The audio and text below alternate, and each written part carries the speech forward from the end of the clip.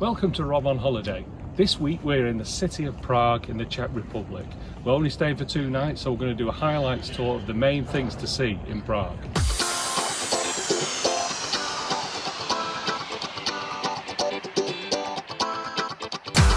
We've got an early start from our hotel this morning and walked down to the main square in Prague where you see 2 of the main attractions, the Petrin Church, which you can hear the bells ringing behind me, and also the Astronomical Clock. Now the reason for getting up early is to see these things when it's not too busy. And we're going to head down through the streets towards the Charles Bridge now, which gets very busy.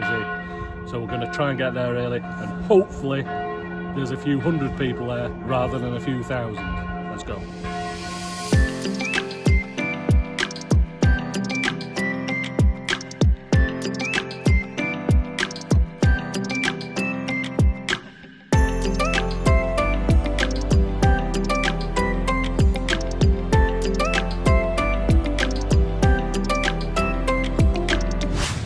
Down at the Vltava River now, where the Charles Bridge goes across it, and you can see Prague Castle in the background. This is a fantastic place to come and take photos, especially early when there's not many people here.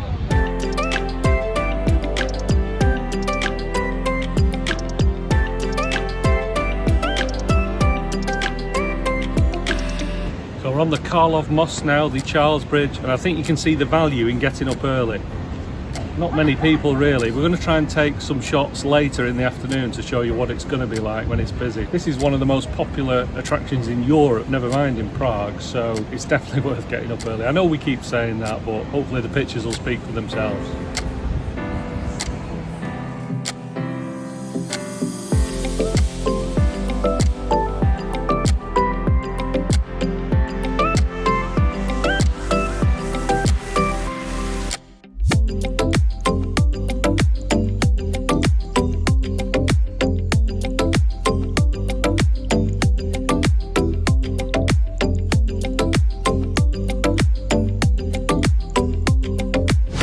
Charles Bridge is everything I thought it'd be.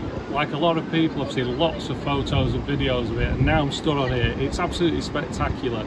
Such a wide bridge with the cobbles, and you've got great views of the Vltava River in both directions. Lots of classic buildings on both sides. You see Petrin Hill up there.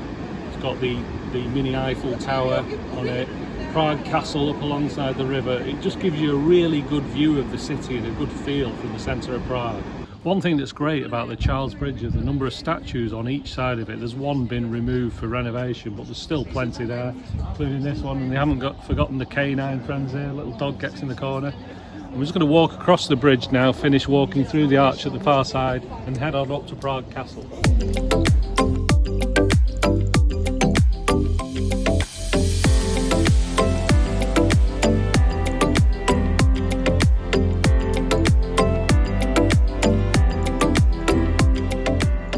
Lots of Gothic statues around Prague, but it's also nice to see something a bit more familiar.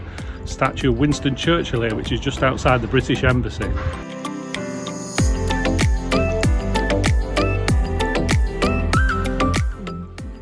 At this moment, I'm feeling as worried as a Dalek could feel. Got to be done though to get to the castle.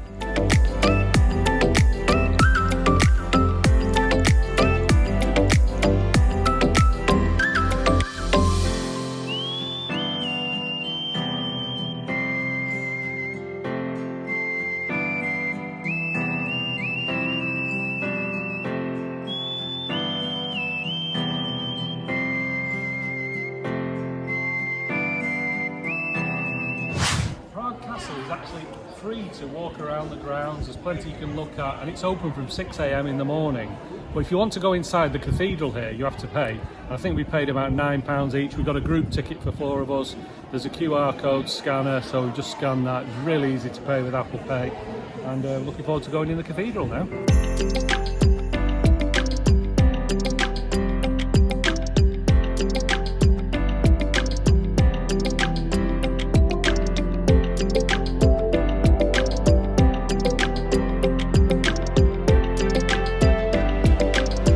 The main things that you get for your money when you buy a ticket to Prague Castle are the St. Vita Cathedral, St. George's Basilica and the Palace. As I say, the rest of it is free to walk around. Now, a recommendation, if you come into Prague Castle and you get here early, come to the Lobkowitz Cafe. Food is great, there's beer's good, Food looks great, and look at this view.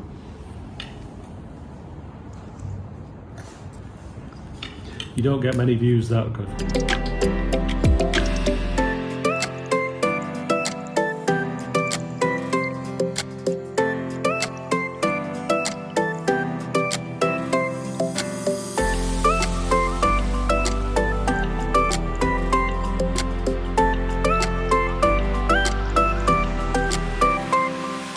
So what do I think of Prague Castle? Really worth visiting. Obviously it's one of the top attractions in Prague. Now I mentioned earlier that for each person you pay just over £9 for your ticket, and that gets you entry to 3 buildings, but being honest, most of that money is going to be for the cathedral. The cathedral is very impressive inside.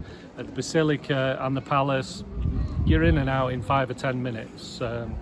But overall, definitely worth seeing. The architecture here is excellent. This is the Golden Lane area of Prague Castle, and just to add to what we said before, you actually need a ticket to get in this part as well. So it's actually four different places that your ticket gets you into.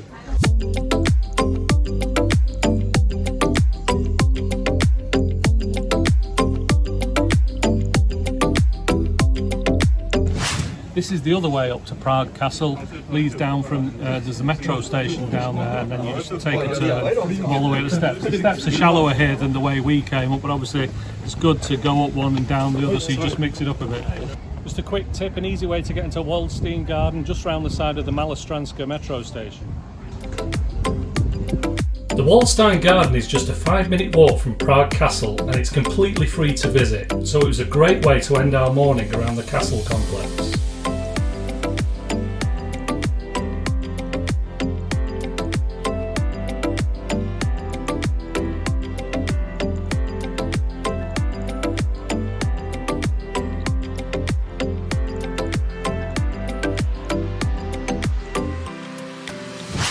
Here's an impressive part of the Wallenstein Garden, and by the way, I have to say the Wallenstein Gardens are free, so it's definitely worth you visiting. Well, this is called the Dripstone Wall, and it's very reminiscent of some of the facade of the Sagrada Familia in Barcelona. It's got a very Gothic feel. It looks like the rocks have dripped, but there are shapes in them every so often. It's quite a big wall that takes up the far end of the garden. Very impressive.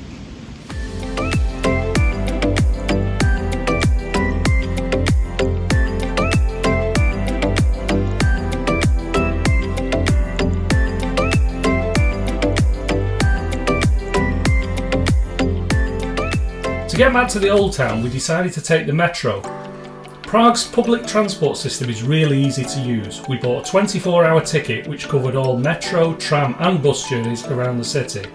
And you only need to validate it once and then you're good to go.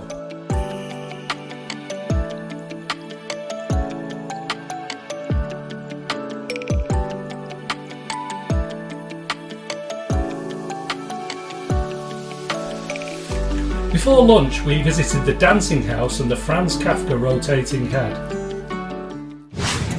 So, we're going to try some goulash with the potato dumplings.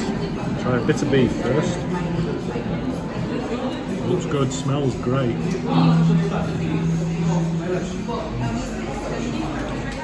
Like a slightly spiced sauce, it's really good though. After an afternoon break at our hotel, we headed back to the main square to watch the astronomical clock strike the hour and see the figures moving.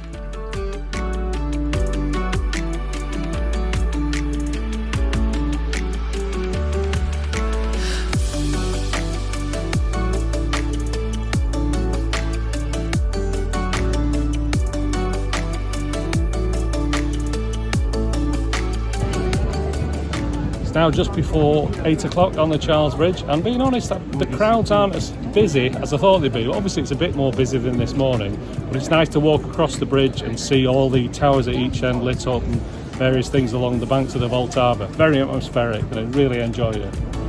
We ended the night with a river cruise, which we booked online. This is definitely something worth doing on a trip to Prague because it's really relaxing. You sail past Prague Castle and it's lit up at night and under the Charles Bridge.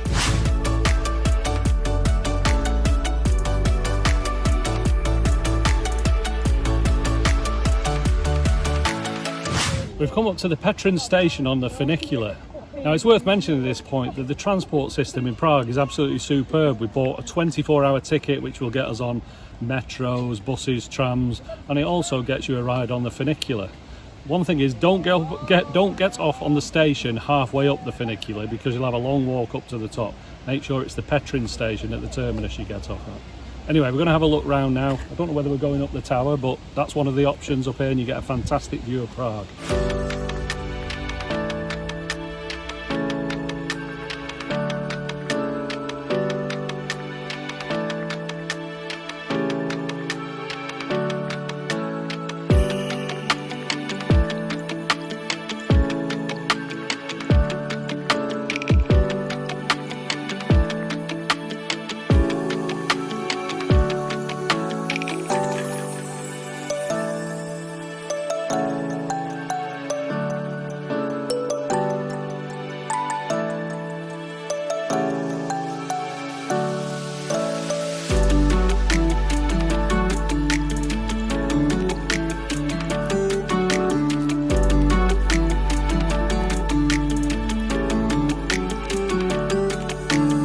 This is one of the viewpoints in the Petrin Park area. I'll say one of the viewpoints because as you walk along the path, you can see different aspects of the city below. For example, we've got a great view of the Vltava River here and some of the city. You can see the tower in the background and some of the churches, but you can't see the Charles Bridge. But a bit further along the path, you can see the Charles Bridge and you can look right down on it. So it's definitely worth coming up here, walk along the path. There's some defensive wall here that's nice. You can walk around, take shots of.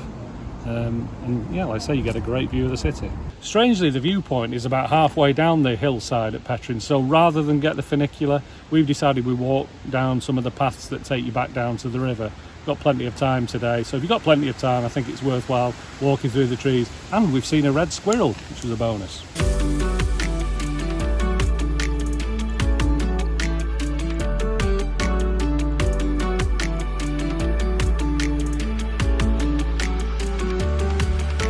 Now we've come down to the river where the penguins are. We can actually see them. I thought they were boxed off, but that was obviously because they were doing some dredging work on the river yesterday. But now it's fairly clear. One of the penguins has fallen over, one of them's nearly fallen over, but the rest of them are all standing just as they're meant to, looking over the river.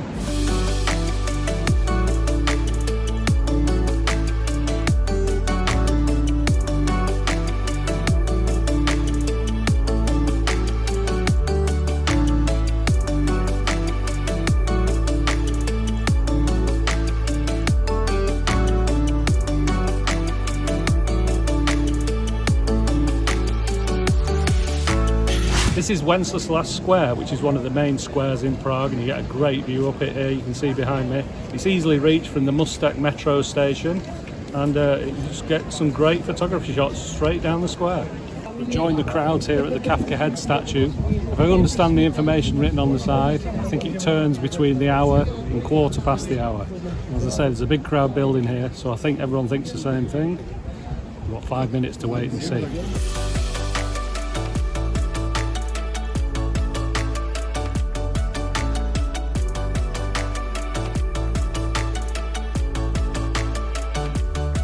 We ended our trip to Prague with a walk around the Jewish quarter, where you'll find some stunning architecture on every street corner.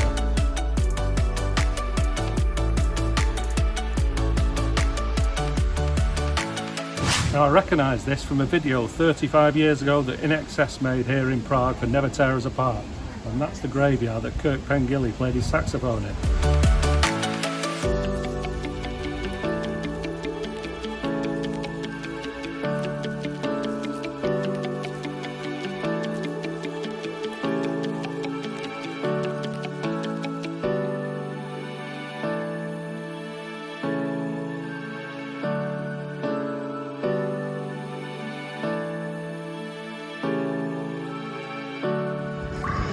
I'm going to round up our trip to Prague here in the main square by talking a bit about some of the highlights, and it is a really great city to visit.